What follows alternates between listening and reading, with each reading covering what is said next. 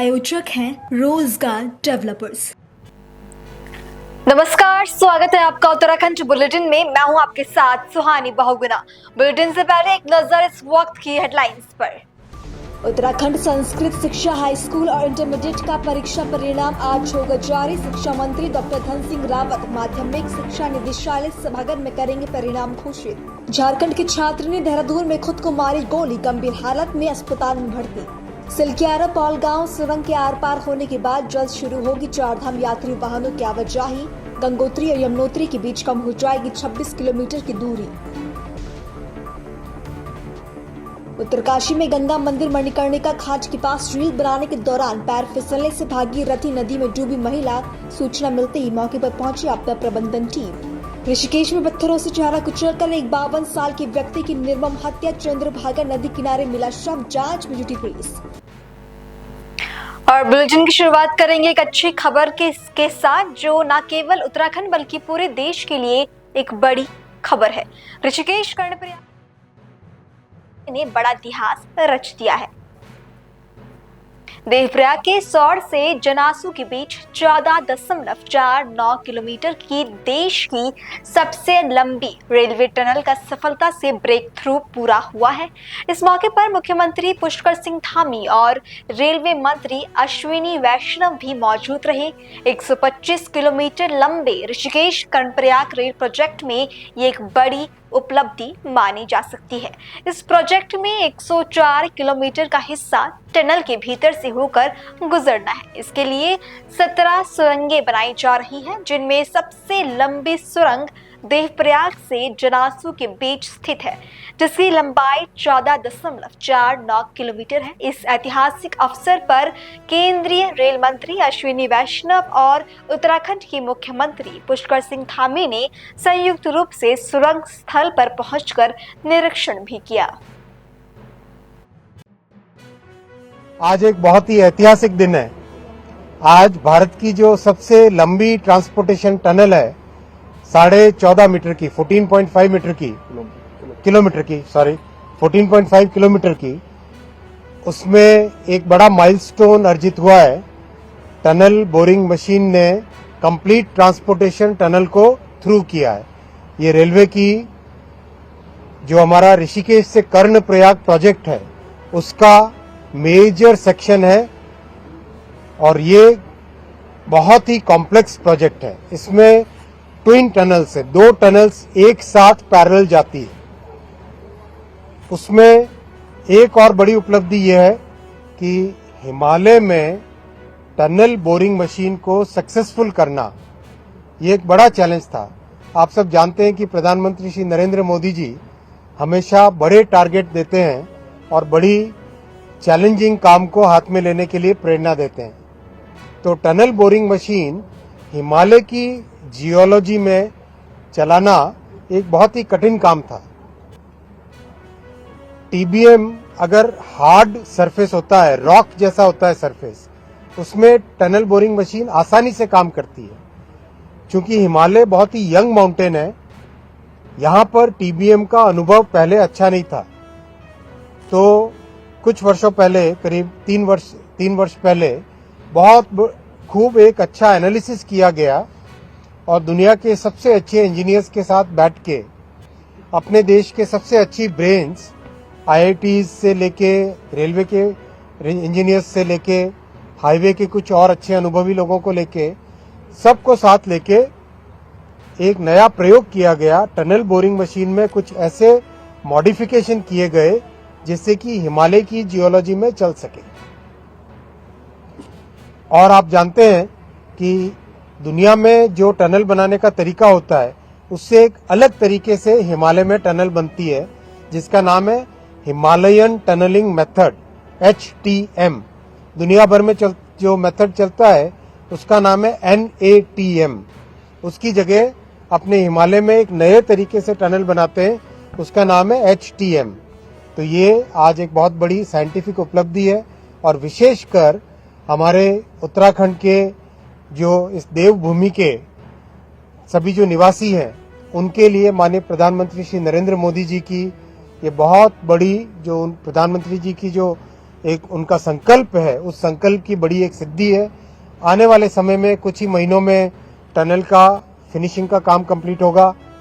आज ओपन हुई है टनल, एक तरीके से थ्रू हुई है और धीरे धीरे इसका सारा फिनिशिंग का काम कंप्लीट होगा और आने वाले समय में कुछ ही वर्षों में इस प्रोजेक्ट को कंप्लीट करके कर्णप्रयाग तक रेल की आवाज सुनाई देगी। साथियों, एक और बहुत ही महत्वपूर्ण दिन है आज ही का दिन है जब भारत में पहली रेल चली थी।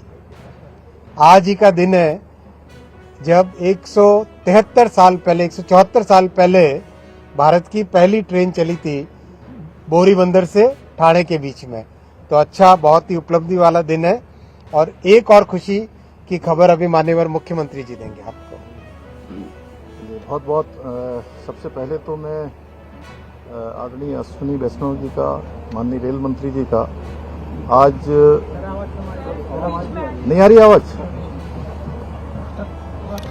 आज 14.5 किलोमीटर से बड़ी टनल के ब्रेक थ्रू के अवसर पर और उसकी सौगात देने के लिए हमारे राज्य में पधारे आदरणीय रेल मंत्री अश्विनी वैष्णव जी का मैं देवभूमि उत्तराखंड की समस्त जनता की ओर से बहुत स्वागत करता हूं, उनका अभिनंदन करता हूं।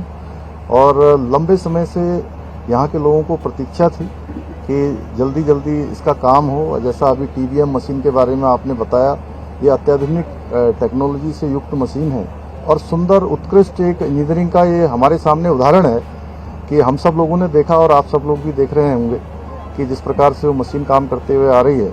और बहुत जल्दी हमारा जो आदरणीय प्रधानमंत्री जी के नेतृत्व में बहुत महत्वाकांक्षी परियोजना 125 किलोमीटर की ऋषिकेश कर्णप्रयाग रेल लाइन की चल रही है, वो जल्दी ही पूरी होगी और हमारे इस क्षेत्र में पूरे 4 धाम में आने वाले लोगों को, पर्यटकों को बहुत सुविधा मिलेगी, बल्कि यहाँ के स्थानीय निवासियों को भी।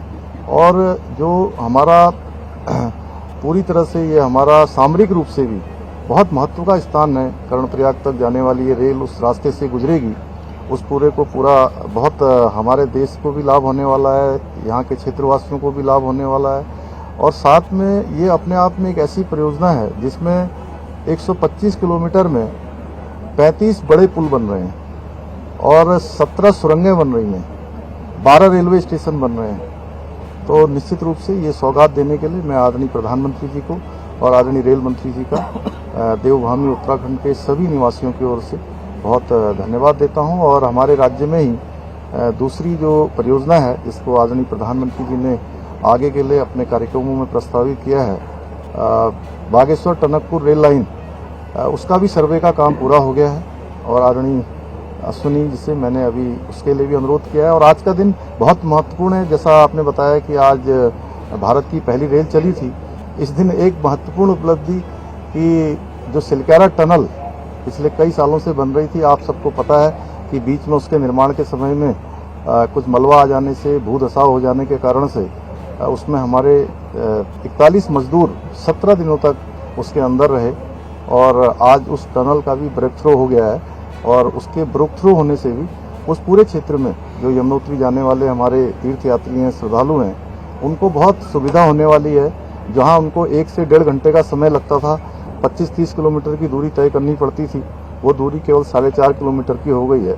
5 मिनट में वो रास्ता तय हो जाएगा। इसके लिए भी मैं आदरणीय प्रधानमंत्री जी को और सभी उस मंत्रालय से जुड़े हुए आदरणीय मंत्री नितिन गडकरी जी को, अजय टमटा जी को, सभी को मैं उत्तराखंड की जनता की ओर से बहुत धन्यवाद करता हूँ। एक बार फिर से अश्विनी जी का बहुत सभी की तरफ से, हमने सांसद जी भी हैं, धन सिंह जी भी हैं, सभी का धन्यवाद करता हूँ। आप सबका भी बहुत बहुत धन्यवाद। वहीं रेलवे सुरंग निर्माण को लेकर बीजेपी सांसद अनिल बलूनी का बयान भी सामने आया है, जहां उन्होंने इसे उत्तराखंड के सभी लोगों के लिए गर्व का दिन बताया। पूरे उत्तराखंड के लोगों के लिए बहुत ही गौरवान्वित करने वाला दिन है।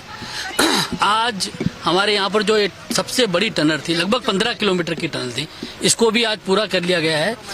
और जिस तरह से हम लगातार इस परियोजना पे हमारी सरकार काम कर रही है, मोदी जी का जैसा ड्रीम प्रोजेक्ट है, ये बाहर से देखने में समझ नहीं आता है।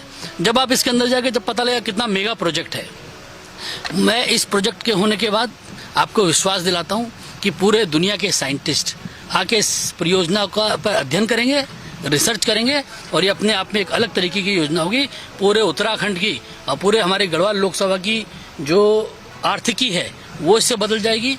रोजगार बहुत ज्यादा उत्पन्न होंगे और निश्चित तौर पे ये हमारे लिए एक बहुत ही महत्वपूर्ण योजना है। खबर हरिद्वार से, जहां हरिद्वार रुड़की विकास प्राधिकरण ने अनेकों जगह ओपन जिम बनवाई। बच्चों के लिए मॉडर्न झूले, लर्निंग बोर्ड लगाए गए, डिलक्स शौचालय, अच्छी सड़क, लाइटिंग जैसी सुविधाएं दी गई। सरकार की ओर से मिलने वाली सुविधा पाकर लोगों ने सरकार और मुख्यमंत्री पुष्कर सिंह धामी का धन्यवाद किया।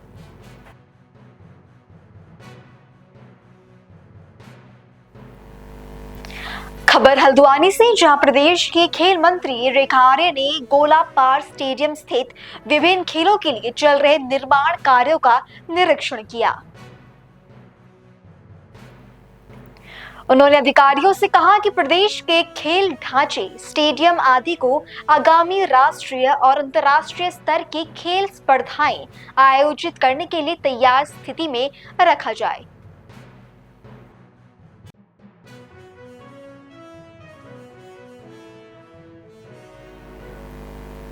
खबर देहरादून से, जहां उत्तराखंड पुलिस ने मानवता के कर्तव्यों का निर्वहन किया गया।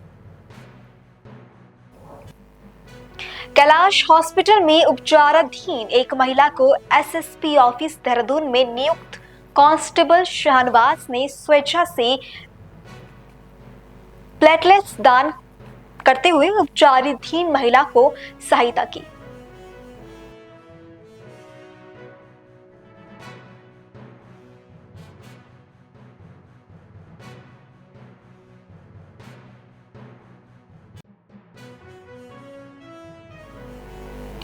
खबर पौड़ी से, जहां पुलिस अधीक्षक ने सभी चौकी प्रभारियों को गांव मोहल्ले में जाकर लोगों की समस्याओं को जानने के निर्देश दिए। इसी क्रम में लक्ष्मण झूला पुलिस ने ग्राम कोठी जाकर असहाय लोगों से मुलाकात कर उनकी समस्या जानी और उन्हें खाद्य सामग्री किट वितरित किए।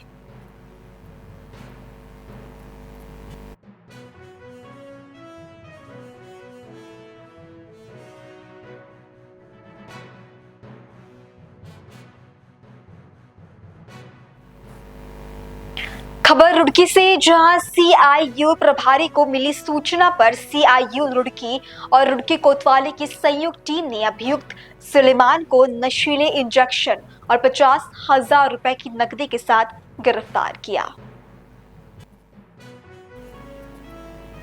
खबर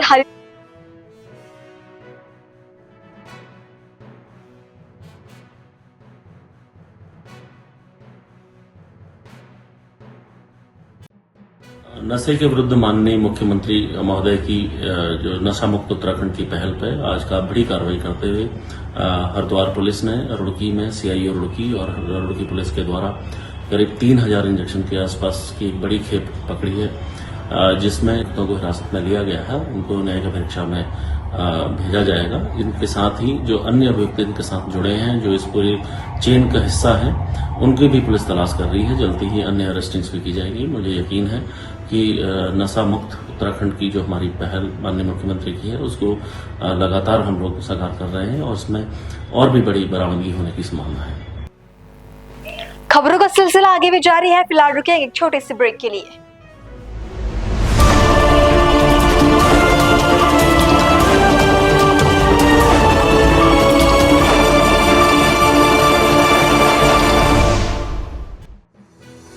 रोजगार डेवलपर्स, a unit of रोजगार डेवलपर्स एंड प्राइवेट लिमिटेड। घर वहीं जहां हो आपका भरोसा। पिछले 15 सालों से आपके सपनों का घर हमारी प्रतिबद्धता। रोजगार डेवलपर्स का पता है शिमला बाईपास रोड, गणेशपुर, देहरादून। रोजगार डेवलपर्स से संपर्क करने के लिए अभी डायल कीजिए 9897054026 पर या 8433207910 पर।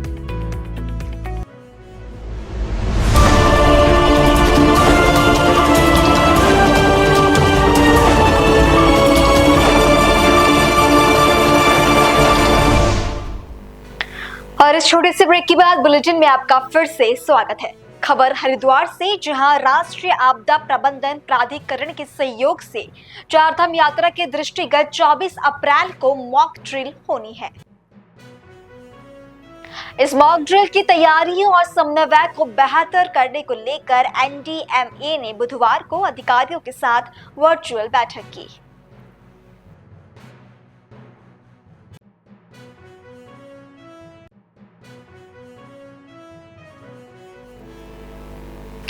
प्रवर्तन निदेशालय यानी ईडी ने कांग्रेस के नेशनल हेराल्ड अखबार और एसोसिएटेड जर्नल्स लिमिटेड यानी एजेएल से जुड़े मनी लॉन्ड्रिंग केस में मंगलवार को पहली चार्जशीट दाखिल की। इसमें सोनिया गांधी, राहुल गांधी, सैम पित्रोदा और सुमन दुबे के नाम शामिल है। ईडी की कार्रवाई को लेकर उत्तराखंड कांग्रेस अध्यक्ष करण माहरा का बयान भी सामने आया, जहां उन्होंने इसे फर्जी मुकदमा बताते हुए कांग्रेस नेताओं की आवाज दबाने का आरोप लगाया। बीजेपी का राजनीतिक दमनकारी रवैया जारी है। जिस परिवार ने अपना हिस्टोरिकल भवन, जो करोड़ों रुपए का उस समय था जब देश आजाद हुआ, आनंद भवन, देश के नाम कर दिया, देश की सरकार के नाम कर दिया। जिस परिवार ने अपने दो सदस्यों को देश के ऊपर कुर्बान कर दिया, श्रीमती इंदिरा गांधी जी, आदरणीय राजीव गांधी जी, जो देश के लिए कुर्बान हो गए, और उस परिवार के, उस नौजवान के ऊपर जिसके पास अपना घर तक नहीं है, उस व्यक्ति के ऊपर ईडी की जांच बैठाकर एक दमन करने की कोशिश की है। सोनिया गांधी जी कभी डरी नहीं। जिस महिला ने 400 से ज्यादा सांसद होने के बाद भी प्रधानमंत्री के पद को स्वीकार नहीं किया, जिसके बेटे ने अपने लिए एक मकान तक नहीं अभी तक खरीदा, उस परिवार के ऊपर ईडी के झूठे फर्जी मुकदमे लगाकर दमन करके उनके बातों को, उनकी जबान को बंद करने की कोशिश की जा रही है। राहुल गांधी लगातार बीजेपी पर आक्रामक हैं। आरएसएस, अमित शाह और नरेंद्र मोदी के खिलाफ उनसे ज्यादा प्रखर और मुखर कोई नहीं है। उनकी आवाज को बंद करने की जो कोशिश भारतीय जनता पार्टी कर रही है, कांग्रेस के हम सब सिपाही इसको कतई स्वीकार करने के लिए तैयार नहीं है। ये एक नई लड़ाई है। आजादी की लड़ाई में हमारे परवानों ने अपनी जान की कुर्बानी दी, वो जेलों में उन्होंने अपने आप को डालने से गुरेज नहीं किया। आज पुनः वही दौर दोबारा आया है। पहले अंग्रेज थे, आज अंग्रेज नहीं है, लेकिन उन्हीं की तरीके के दूसरे लोगों का शासन, नाथूराम गोडसे की जय कहने वालों की सरकार है, और इस बात को पुख्ता भारतीय जनता पार्टी के इस कदम ने किया है। हम लड़ने के लिए तैयार है। राहुल गांधी जिंदाबाद, सोनिया गांधी जिंदाबाद।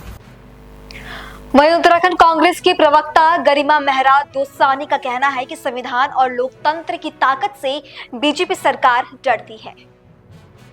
देखिए, ये मुझे लग रहा है कि ये जो भारतीय जनता पार्टी है ये डर गई है। हमारे सबसे पहले तो अहमदाबाद अधिवेशन से, दूसरी बात बिहार में जो चुनाव होने वाले हैं उसमें हमारे गठबंधन को देखकर जिस तरह से हमने घोषणा की है कि हम और तेजस्वी यादव की पार्टी गठबंधन में चुनाव लड़ेंगे। अभी कम से कम 9 से 10 विधानसभा चुनाव हैं राज्यों में, तो उसमें खासी लोकप्रियता, संविधान की जो बात राहुल गांधी जी करते हैं, सोनिया जी करती हैं, उससे बढ़ रही है। तो कहीं ना कहीं उस खौफ से, ये बदले की भावना और नफरत की भावना से एक 12-13 साल पुराने केस को दोबारा फिर से जो है एक बोतल में से जिन की तरह बाहर निकाला गया है।